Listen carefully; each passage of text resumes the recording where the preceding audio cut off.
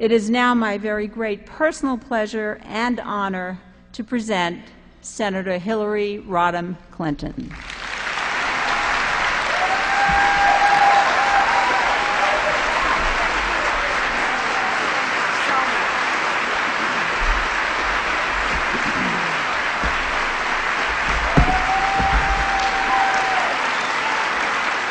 Thank you.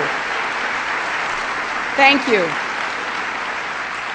Thank you very much. It is such a personal privilege for me to be here once again at Rutgers and to be part of this vibrant, exciting, extremely rewarding life of this great university, and to be invited to participate in the 50th anniversary of the Eagleton Institute of Politics and the 35th anniversary of the Center for American Women and Politics. I love the theme, Politics Matter, and today I'm going to try to persuade those who may not yet be convinced that politics matters not only in the ways that we traditionally think of it, passing laws, electing people to office, but that in effect it matters at the very core of who we are as a people, the values that drive our political discourse, that really represent our society and the direction that we are headed. I want to thank President McCormick for his welcome, and I'm very appreciative that he took time out at a moment of great concern for the leaders of our universities to be here. I want to thank my longtime friend, Ruth Mandel. We do go back many years, over many cups of coffee, talking about the aspirations, the ideals, the opportunities available to women and girls.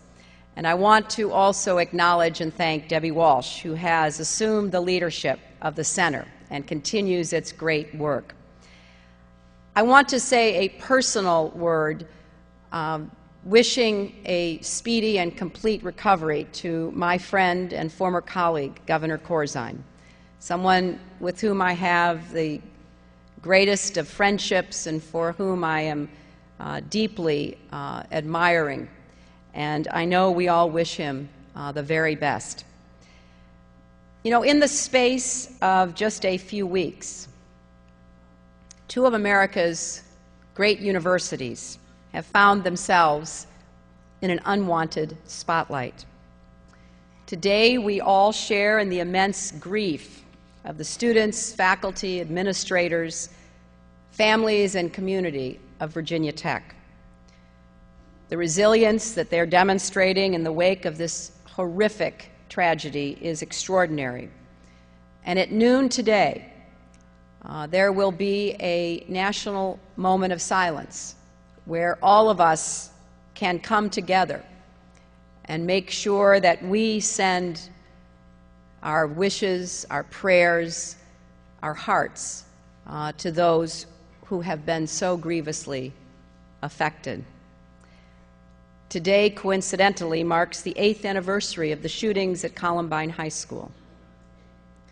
I will never forget when Bill and I visited with the students and faculty and families there after that terrible incident, where once again we saw the worst of human depravity matched by courage, love, and compassion. For reasons of an entirely different sort, Rutgers, too, was forced into the news this past month.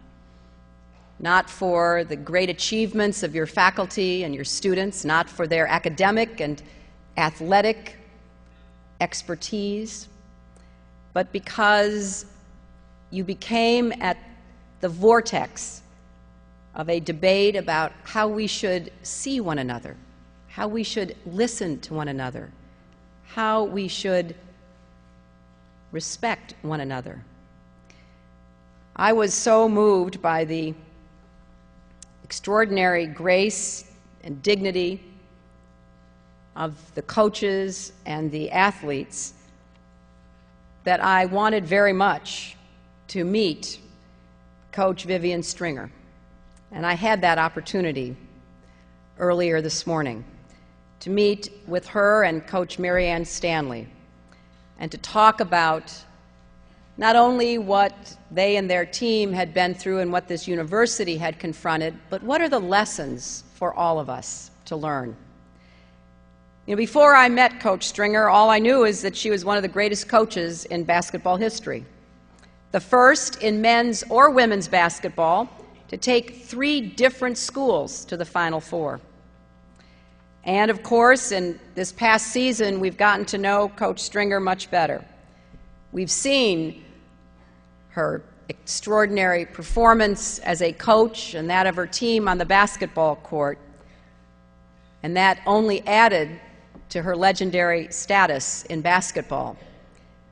But we know more now about what an extraordinary woman and leader she is. She and her players have shown us the difference between bravery and bravado. They have reminded us with eloquence and passion about the promise of this country, and especially the promise of our young people, and particularly the promise of our women.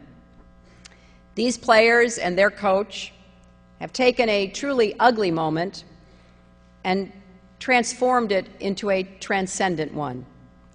That's real leadership. And I'm not going to rehash the comments that Coach Stringer and the players so aptly characterized, but I do want to call to mind the examples of these young women. You know, it's one thing for Coach Stringer or Coach Stanley or President McCormick or someone like me to stand up and confront what too often happens in our society, the degradation and demeaning of women and people of color and based on sexual orientation and ethnicity and religion. You know, people can turn that off. They can tune it out. It's kind of expected. But let's instead draw from the examples of Katie and Matee and Essence and Dee Dee and Rashida and Maya and Epiphany and Brittany and Kia and Heather. They are living human markers of our progress in this country and how far we have come and how much further we have to go together. The Scarlet Knights are not just exceptionally gifted athletes. They're good students preparing to be the kind of citizens we want young people to be. They have overcome the pressures and obstacles thrown in the path of so many young women and young men in today's culture. And they've managed, literally and figuratively, to keep their eyes on the ball. Over and over, we've seen their grace under pressure. They didn't give up when their season got off to a bad start. They didn't give up when they were trailing with a minute to go in the NCAA semifinal, or when the championship game didn't go their way. And they didn't give up when they were called names and insulted on the airwaves. So although they didn't win the NCAA championship, they won the hearts and minds of the American people with dignity and grace. My office alone received tens of thousands of email messages expressing support for the team, and I'll be sending those messages along to them. Now, 60 years ago, Jackie Robinson, not too far from here, put on a Brooklyn Dodgers uniform and broke into the major leagues. He endured insults and threats from people who didn't want him to succeed, but he did. And in every Major League Baseball park this last Sunday, there were tributes to number 42, a man called the bravest person in sports. Now, anyone who watches young athletes compete today, or listens to them or other young people talk about their dreams, can attest that we've broken down so many barriers and obstacles. So I hope when we think back on the events of the past few weeks here at Rutgers, we think about this campus and the example it has set for our country, for standing up for what is right, for saying enough is enough. for urging that we turn a culture of degradation into a culture of empowerment, for saying that while we, of course, must protect our right to the freedom of expression, it should not be used as a license or an excuse to demean and humiliate our fellow citizens. Now, the sad truth is that marginalization like that happens all too often. You know, it happens every day, in ways large and small, in places public and private. We've all seen it, and we have all heard it. When women and girls are objectified and devalued in popular culture, when a young black man can't get a cab at night, when a Muslim American is a victim of a hate crime in the aftermath of 9/11, when a gay person is harassed at school or in the workplace. It even happens in a broader context, when people are silenced because they don't adhere to a particular ideology or set of religious beliefs, when they're ignored because they're too poor or considered too old or too young to have any political clout, when individuals or groups are pushed to the margins socially, economically, and politically. It's as if their actions, their accomplishments, their very lives become invisible, as if they just don't matter. You know, that doesn't just hurt those who are on the receiving end. I think it hurts all of us. It certainly hurts our American identity. It hurts our progress as a nation trying to live up to our ideal of equal opportunity for all and our belief that we were all created equal before God. You know, I don't believe that a nation can flourish if it leaves people out or leaves one group behind. I've been privileged over the last 15 years to travel around the world, particularly during the 8 years of my husband's presidency, to represent our country and to see how often women were not even seen. They were truly invisible. They performed the work. They bore the children. They cared for the home and the family, but they were invisible. We know that we have come so far in our country because of our values, because of the structure of laws and beliefs, because of our Constitution. And even in my own lifetime, I have seen the changes that have taken place. Women of a certain age who played sports as young people might have an inkling of what I'm talking about. When I was growing up, girls were only allowed to play half-court basketball. Now, what that meant was you had 6 people on a team, you had 3 on offense, you had 3 on defense, and you couldn't cross the center line. And in the version that I played outside of Chicago, you could only dribble 3 times. Now, we invented a kind of fancy move called a juggle. You know, that meant you dribbled 3 times, then you threw the ball up in the air and you tried to catch it yourself. Now, I'd like to see the Scarlet Knights try to play basketball like that. I was struck when I was talking to Coach Stringer that she remembered half-court basketball, too. We were told by our coaches and our teachers back in those days that people just didn't think women's hearts were strong enough to play full-court basketball. And now we can see with great admiration that indeed not only their hearts, but their strength and their spirit are certainly ready to be competitive. You know, by the time I was an adult, things had progressed somewhat, but, you know, there were still schools I couldn't apply to, scholarships I could have never received, jobs that basically had no women wanted on the door. One of the funny things that I recall is competing in a mixed doubles tennis tournament about, a long time ago.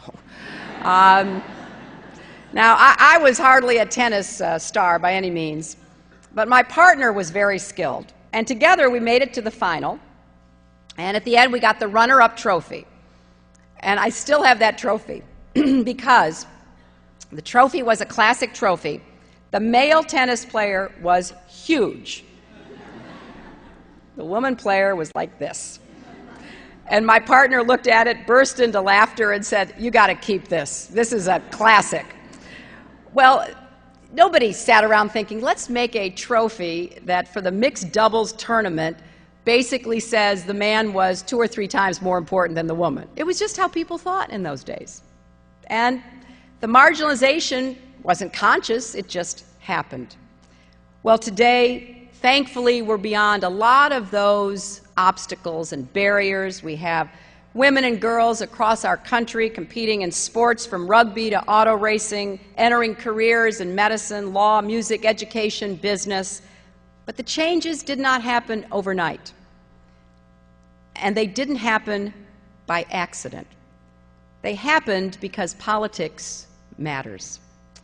They happened because of laws that were passed that codified women's rights, that enabled women to play on a level playing field. There were so many markers along the way because it wasn't just about women, it was about breaking down all of the barriers on discrimination, on race and ethnicity, religion, and everything else that shrunk the human potential to a manageable size and then pushed it to the sidelines.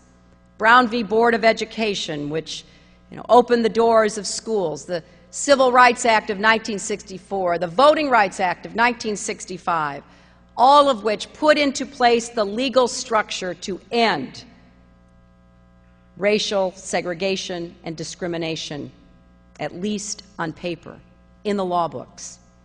Title IX, which cracked the door of opportunity, the Equal Pay Act, which had the revolutionary idea that men and women who work in the same job should be paid the same wages. These changes happened because there was finally a critical mass of people who said, you know what, this is not right.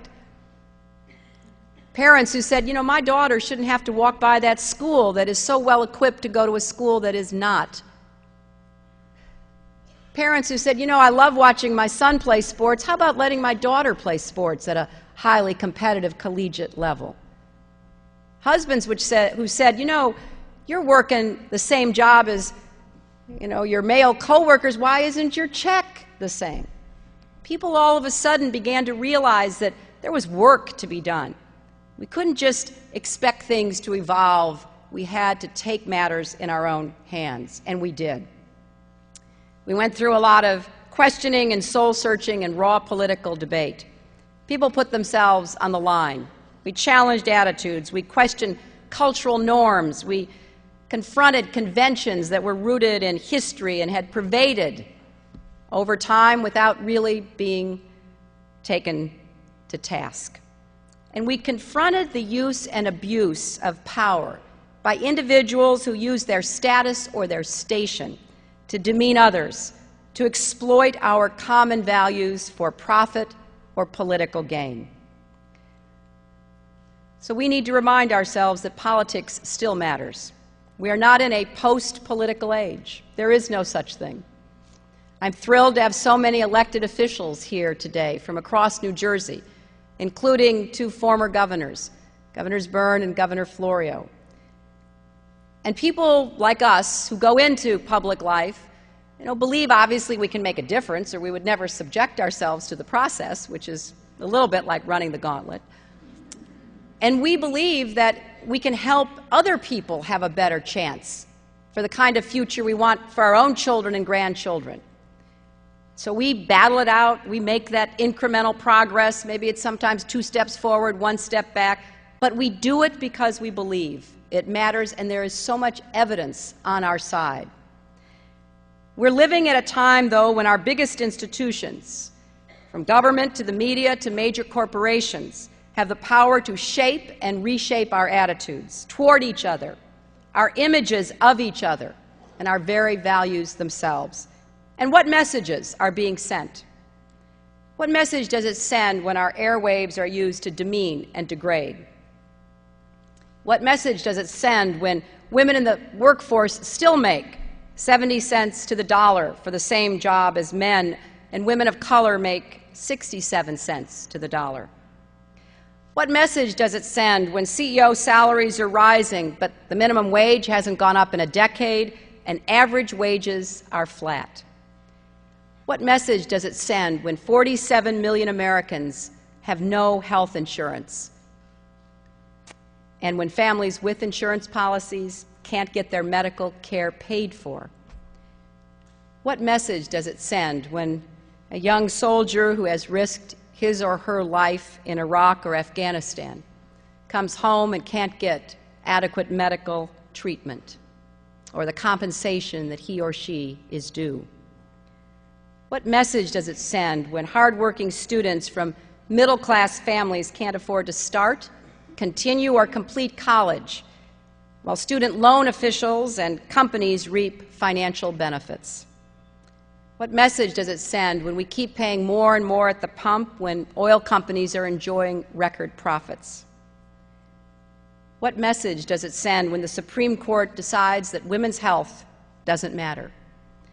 Now that Justice Sandra Day O'Connor has retired and Justice Ruth Bader Ginsburg and her colleagues can be outvoted by a majority of 5-4 who take the radical step of denying women the fundamental right to make decisions regarding their own bodies and health. What is the message here? Well, I think the message is that those in power can still marginalize those with less power, be they women, minorities, working people, consumers, middle-class families, soldiers, senior citizens, or students. I know from personal experience that the balancing act that we have to do in our lives is often very difficult, and there aren't governmental solutions.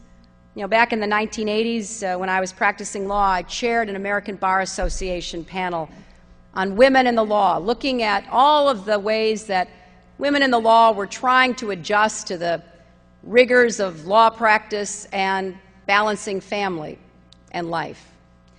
I traveled around the country talking to women who were lawyers or paralegals or legal secretaries, and I understood their stories. You know, when you wake up in the morning, you're supposed to be in court, and your child has a fever of 102 degrees, and the child care center is closed, or the babysitter is too sick to come to work. Or when the little mental bell that goes off in every mother's head goes off when school lets out, and you wonder whether your children are safely in after-school care or have made their way home and gotten in that door and locked it behind them. Women at all levels of society not only worked to balance their families and careers, but they didn't really have much help. And then we passed the Family and Medical Leave Act. Then states began to pass paid parental leave for many people in mostly larger corporations. And all of a sudden, we saw that what we believed were just very personal problems that we somehow had to work out for ourselves actually had broad resonance in the larger society, and that maybe there were some ways we could help each other. Well, we know that from the Eagleton Institute's research that women who serve in state legislatures and in Congress have actually helped to shift the debate more into what I call the real world, the reality-based politics that really takes a hard look at what we need to do together to make it possible for each of us to live up to our God-given potential. And in so many ways, the norms have changed. You know, on Capitol Hill 20 years ago, you weren't allowed to wear a pantsuit on the floor of the United States Senate or the United States House of Representatives. I would not have lasted very long in either of those bodies until my colleague, Senator Barbara Mikulski, said, "Why? That doesn't make any sense. Let's change the rules." But it always takes somebody to say that. You know, if you look back on all of our history and the struggles that were required to get us to where we are, ask yourself how many Americans would still be invisible and on the margins if it hadn't been for the abolitionists, the suffragettes, the labor organizers, plaintiffs and lawyers who took on cases like Brown v. Board of Education, Rosa Parks, Dr. Martin Luther King, candidates who took stands, and elected officials who worked to implement their convictions about how much better we could be. and all of the people who every day stand up for what they believe. You know, maybe it's just arguing with some faceless corporation because you haven't been treated right. Or maybe it is, banding together with fellow students or people in your neighborhood against, some kind of environmental degradation. But so many people whose names will never be in the history books have exercised their rights as Americans to refuse to be invisible, to get themselves off the margins, to make it clear that they weren't going to put up with being mistreated, ignored, and relegated to some second-class status. Well, what Vivian Stringer and the Scarlet Knights did was to break a stereotype. And you know how powerful stereotypes can be. Lots of times we don't even know we hold them. It's almost like a reflex. They were standing on the shoulders of all those who had gone before. The brave women and few brave men who gathered in Seneca Falls, New York in 1848, who had the absolutely radical, beyond imagination idea that women should have equal rights to men. And they wrote something called the Declaration of Sentiments. And in it they listed all of the changes they would like to see in society. Susan B. Anthony and Elizabeth Cady Stanton and Frederick Douglass, they were there on the forefront. But so were women and men that you don't know their names, but they just decided they'd had enough. They walked to the meeting, they got into carts and drove to the meeting. And it still took from 1848 to 1920 before women had the right to vote. But generation after generation, there were those who would not give up. On every important advance in human history, the United States has been in the lead. So that now we just take it for granted. But at the time, it truly was revolutionary. So what will we do now in the 21st century to advance the cause of human rights, to get more and more of our fellow Americans and people around the world to be seen, to make them visible to the media, to corporations, to ourselves, to governments? How will we decide what our contribution to this continuing effort to create a more perfect union will be? As we make this journey, we find ourselves not just fighting to change laws, because we have a lot of laws on the books, laws that certainly embody institutional change that need to be enforced. Tuesday's Equal Pay Day, and I'll be at a big rally at the Capitol to call for some additional legislation to make it even more possible to enforce the anti-discrimination laws in the workplace. I've introduced legislation called the Paycheck Fairness Act. And we had a hearing about it in the Senate last week. And as I was talking about it, a lot of people were saying, that's so old. That's so 20th century. It's over. You passed the law. Now if there's differences between men and women being paid unequally, that's because women take time out for children. It's because women like to work part-time. It's because women don't always have exactly the same qualifications. I said, well, we've done a lot of studies about this, independent studies. A lot of universities have looked at this. And yes, that's all true. There are differences in women's lives and the choices that we make. But there's about 20% of the discrimination that cannot be explained by anything other than just old-fashioned, blatant discrimination, where for whatever reason, male employees are paid more for doing the same job. There's a lot of lawsuits that raise this up, but you know what happens? As Coach Marion Stanley found out, if you're the one who says, wait a minute, this is not fair, boy, that's a courageous stand to take. Because a lot of employers will actually fire you for trying to find out whether you're being paid equally to other employees doing the same job. So we still have work to do. But it's not only changing laws, we've got to change attitudes. We've got to not only fight to make discrimination illegal, we've got to make it unacceptable. And make no mistake about it, so much of what we hear in our popular culture, even those who purvey it would deny this, it is discrimination, plain and simple. It is people waking up with those stereotypes in their head and feeling they can say anything about certain people. So it's up to us to decide, what are we going to do? What is our call to action? How do we use the new means of communication on the internet? How do we use MyFace or Facebook? What's it called? MySpace? Facebook? That's right. My daughter will kill me. How do we use all this instant messaging, you know? How do we create a different approach to the cultural challenges that we confront? I'm really asking all of you, because this will be much more your struggle than mine.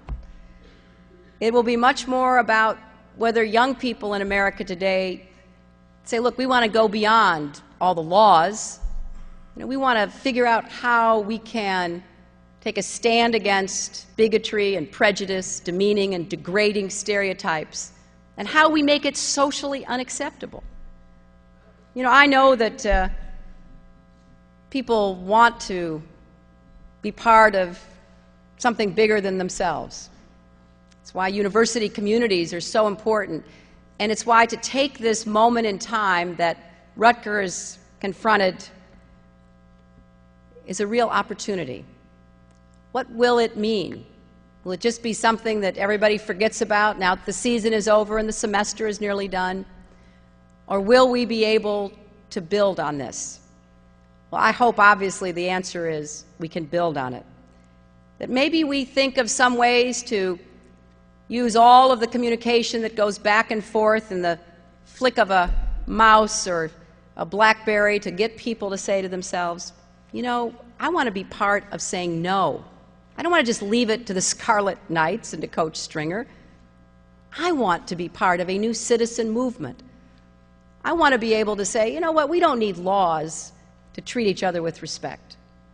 We don't need a government to tell us how to behave. That would be interfering with our individual rights. We don't want that. But we just want to do it on our own because we know it's the right thing to do.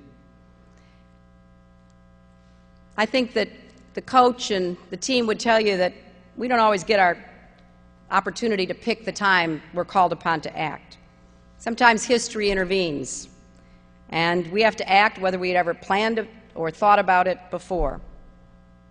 What was so moving and impressive is that the coach and the team seized that moment. They could have just said, forget it, and walk away from it. They could have said, you know, we hear those things in music, we hear it on, you know, radio, we hear it on cable, we hear all that. We're not going to even respond. We won't dignify it. Would have been a perfectly justifiable reaction.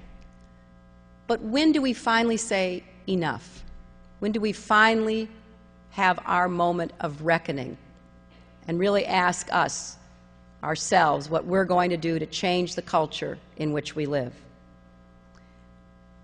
I think that this moment is that opportunity.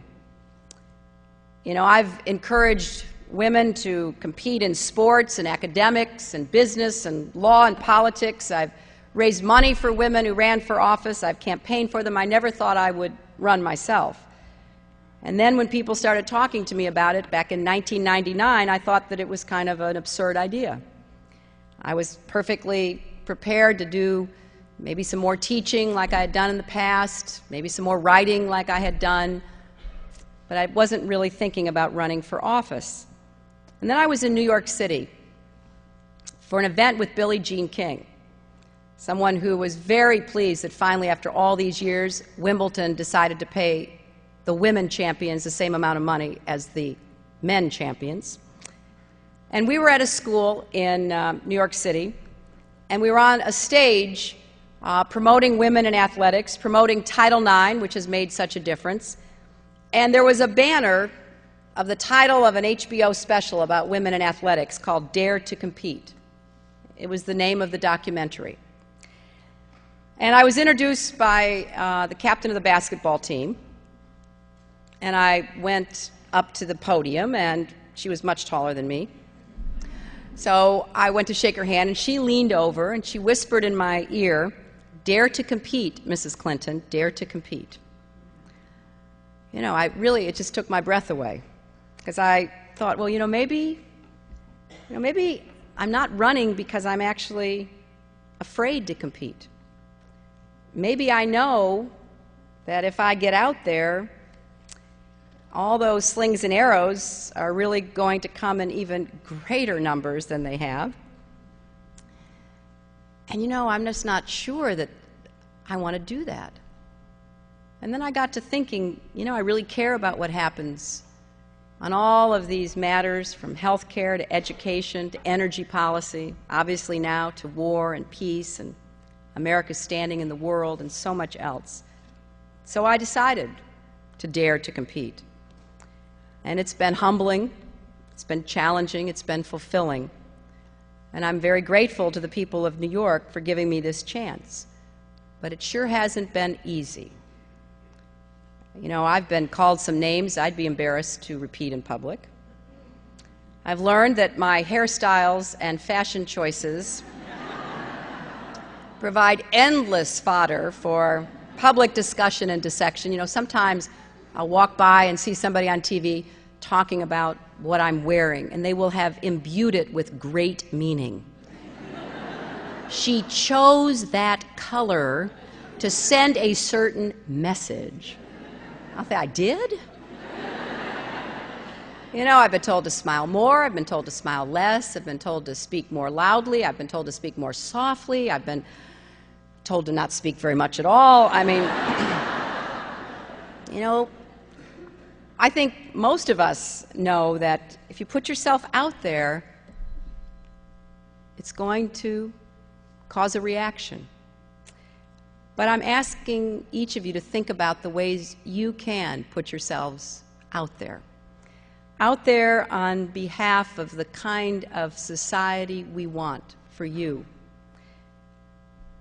This could be one of those defining moments for your generation, because you are the first generation to come of age when social boundaries and conventions are constantly challenged by technological advances. Everybody now has a cell phone with a camera, and it doesn't take a minute to get it on YouTube. So we're living in a totally different world where, the boundaries have shrunk, if they exist at all.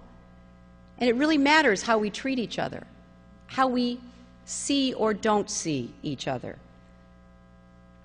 Earlier we were talking about how Rutgers has a chance to be the leader of this teachable moment in our country. In effect, to devise almost a pledge. We call it the Rutgers Pledge. And see whether we can spread it across the country. Asking, will you be willing to speak up and say enough is enough when women or minorities or the innocent and the powerless are marginalized or denigrated? Will you try to assert leadership in this dangerous and still imperfect world that we inhabit? Will you say there's no place, if there ever was, there certainly isn't now, for disrespectful language or bigotry to be seen as funny and clever, to put somebody else on the margins? This is one way to define leadership in our own lives, but we all have to be willing to take that challenge. And there are risks associated with it. You have to accept that you can't play in this game of life if you aren't willing to get off the sidelines. You have to dare to compete. So I hope with the leadership from Rutgers that the students here will set an example that will spread across America and maybe the world. Just think of all the problems we have today that are because people won't see each other. They refuse to acknowledge the humanity of the other. An amazing thing happened this week that didn't get any press that I saw. But after the tragedy at Virginia Tech, the new leadership of the forming government in Northern Ireland sent a joint statement. Reverend Ian Paisley and Martin McGuinness together expressed their regrets to the government and people of the United States for the tragedy at Virginia Tech. 15 years ago, my husband gave a visa that many people said shouldn't be given to Jerry Adams, the head of Sinn Féin. It was opposed by people in our government, people in the British government, people in the Irish government. And Bill decided to give that visa to see whether there was any chance for peace. He and I made a number of trips together and separately, working with people in Northern Ireland. And I remember the first time I had a meeting in Belfast where women from the Protestant and the Catholic communities came together. They had never been in a room together before. And when I asked one of them, "What do you worry about the most?" she said, "I worry that my husband will not come home alive." Then I asked a woman from the other tradition, what did she worry about? She said, "I worry that my son will not come home alive." They didn't believe they would ever see each other as fellow human beings sharing a small space in God's creation. It takes time, it takes effort, it takes leadership. You are the true promise of America. And I know you can create a better future not only for yourselves through your own hard work and effort, your ambition and motivation, but for your families, for your communities, and for your nation. That is really my call to action today. Because we have to set the example in America. We have to let people who are riven by sectarian and religious and racial and tribal disputes that go back to history that none of them know anyone who's lived through it so long ago, and begin to tell them, too, they have to overcome that history, those stereotypes, that degradation and marginalization, and quit making the other invisible. Now I would call on all of us to just participate in this moment of silence in honor of those who lost their lives at Virginia Tech, those who were injured and struggling to recover, the faculty and students and families and community that was so horrifically affected. And when this moment of silence ends, I hope each of us will think about how we can, in our own way, be a messenger for change and for a better world for us all.